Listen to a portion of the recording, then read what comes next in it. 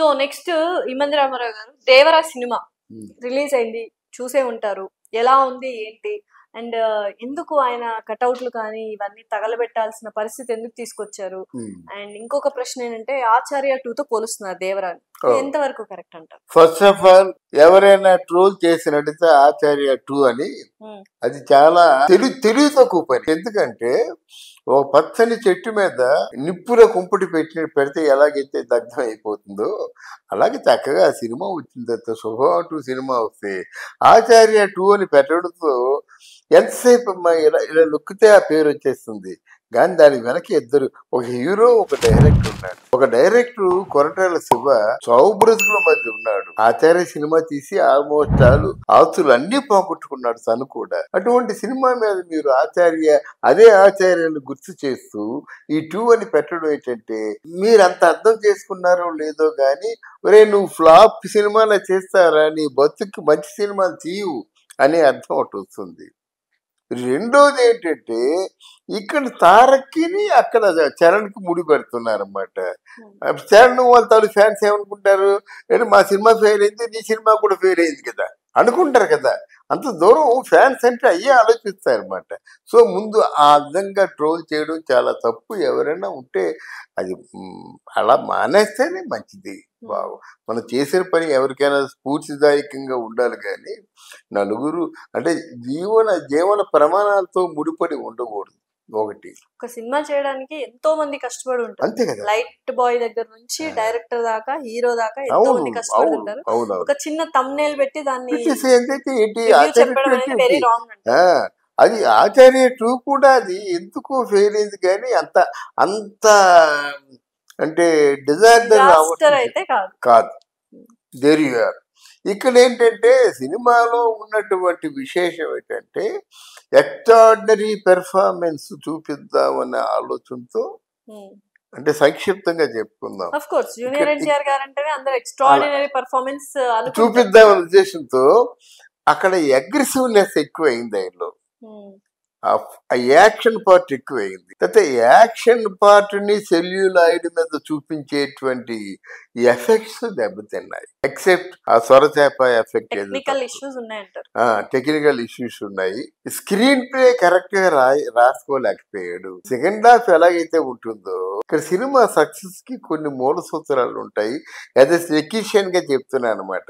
ఏమిటంటే music success అయినట్టయితే సగం సినిమా సక్సెస్ అయినట్టు. ఇక్కడ దేవర సినిమాలో music compare to the other cinemas కొంచెం ఆ ఇంపాక్ట్ చాలా తక్కువ ఉంది. మనం అనుకోవడం కాదు, సినిమా చూసి బాగుంది అంటే నీకు మిగతా సినిమాలు వాటితో పేర్లు కూడా చెప్పడం లేదు. మిగతా సూపర్ హిట్ అయిన సినిమాలు మ్యూజిక్ తో పోల్చుకుంటే ఈ సినిమాలో మ్యూజిక్ దెబ్బతిన్నది. అయితే ఆయన ప్లస్ పాయింట్ ఏంటంటే రీ రికార్డింగ్ బాగా చేశాడు. అదే రీ రికార్డింగ్ అంటే ముందు సినిమాలో విషయం ఉండి మనం చివరి వరకు చూస్తే కదా నీ రీ రికార్డ్, అసలు సబ్జెక్టే మనకి ఎక్కనప్పుడు నీ రీ రికార్డింగ్ మాకెందుకు, అది తక్కువైనా పర్వాలేదు, సబ్జెక్ట్ మనకు కావాలి. ఇక్కడ కొరటాల శివ చేసిన తప్పు ఏంటంటే స్క్రీన్ ప్లే ఫస్ట్ హాఫ్ చాలా బాగుంది కదా.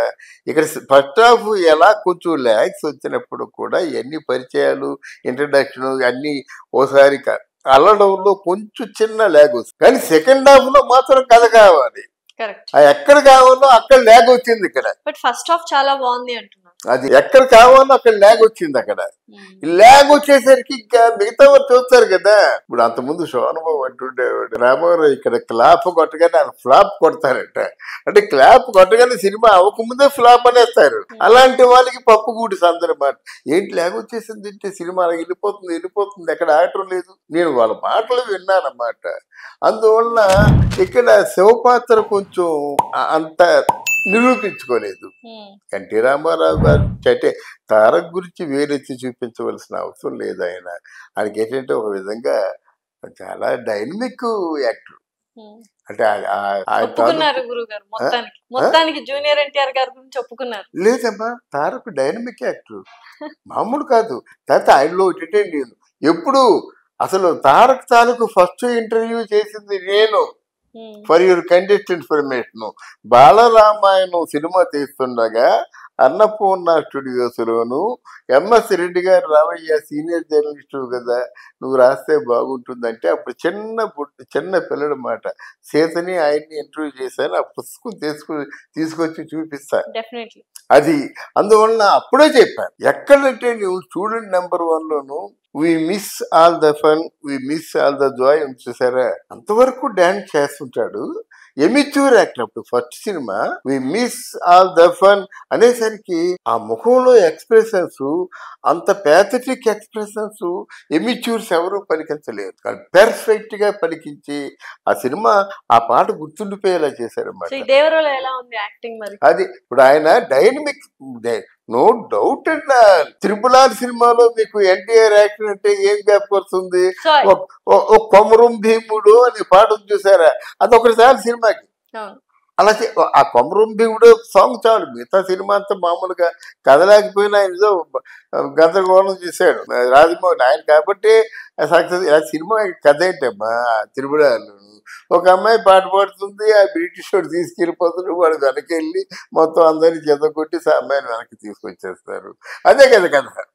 కానీ మీరు ఎంత ఆయన మెలో డ్రామా ఉంది, ఎంత మెలో డ్రామా అంటే కన్నీరు పెట్టించేటువంటి సన్నివేశాలు ఎన్ని ఉన్నాయి అక్కడ. స్నేహం ఉంది, ఇవన్నీ ఉన్నాయన్నమాట. అలాగే దీంట్లో ఈ దేంతోనూ ముడిపెట్టకుండా ఉండడం ఒకటి. ఈ సినిమా హిట్ అవడంలో ఎంతైతే హీరోకి ఎంతైతే బాధ్యత ఉంటుందో హీరోయిన్కి 1/4% అయినా బాధ్యత ఉండాలి. అంతేగా త్రిపుల్ అలియా భట్ లాగా ఇక్కడ ఏదో హీరోయిన్ ఒక సాంగ్స్ కోసమే కేటాయించబడ్డదంటే జనం ఒప్పుకోరు. ఎందుకంటే వాళ్ళ అమ్మ శ్రీదేవి చాలా శ్రీదేవికి పెద్ద అభిమానులు ఉన్నారు. చాలా మంది వచ్చారంటే శ్రీదేవి కూతురట ఎలా చేసిందో చూద్దామని వస్తారు. ఆవిడ 10-15 నిమిషాలు కనిపించినట్టు అది అసంతృప్తి. ఇవన్నీ వాళ్ళు యాక్సెప్ట్ చేయాలి. తర్వాత ఏంటంటే వాళ్ళకి ఎగ్నిస్టులు ఎవరున్నారో తెలీదు, ఉన్నారని చెప్తుంది. ఎన్టీఆర్ కటౌట్ దగ్ధం అయిపోయిందంటే ఎవరో ఉన్నారు, అది గమనించాలి. వీళ్ళని మనం చెప్పలేము. కటౌట్ కాలిపోవడం ఏంటి, థియేటర్లో మనిషి అపశృతి కాకపోతే థియేటర్లో ఎన్టీఆర్ అభిమాని చచ్చిపోవడం ఏంటి, ఇవన్నీ అపశృతులే కదా. తర్వాత ఏంటంటే ఇక్కడ తారక్ కూడాను ఎక్కువ హైప్ చేశాడనమాట.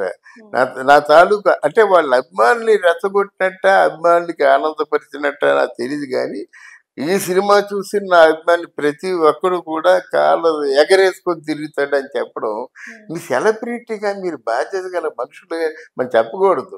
ఇప్పుడు మాకు వీడియో చెప్పుకున్నాం, నా వీడియో అందరికంటే గొప్ప వీడియో చెప్పుకుంటే ఎంత చెత్తగా ఉంటుంది అలా చెప్పుకోకూడదు. చూస్తారు, జనాలు నిర్ణయించుకుంటారు. సో మొత్తానికి అసలు దేవరా మూవీ హిట్టా ఫ్లాపా యావరేజా? సినిమా మామూలుగా ఇట్స్ సక్సెస్ఫుల్ మూవీ. కానీ నిన్న చెప్పాను ఆయనకి ఒక యాంటీ వర్గం పనిచేస్తుందని. రేపటి కాచి దాన్ని కొంతమంది అప్పుడే చెప్తున్నారు, ఈ సినిమా తలకాయ నొప్పి వచ్చేసిందిరా అని చెప్తున్నారు. అలా నేను చెప్పడం లేదు, సినిమాని బతికించుకోవాలని చెప్తున్నాను. ఆ సినిమాని బతికించుకోవడం ఎలాగో అల్లు అరవింద్కి, అశ్విని దత్కి, లేకపోయినట్టు దిల్ రాజుకి తెలిసినట్టు ఇంకెవరికి. ఇప్పుడు కళ్యాణ్ రాము, ఎన్టీఆర్ అంటే డబ్బు పెడతాడు, కానీ సినిమాని how to give life to the cinema అన్నది వాళ్ళు తెలియదు. Thank you so much. Thank you.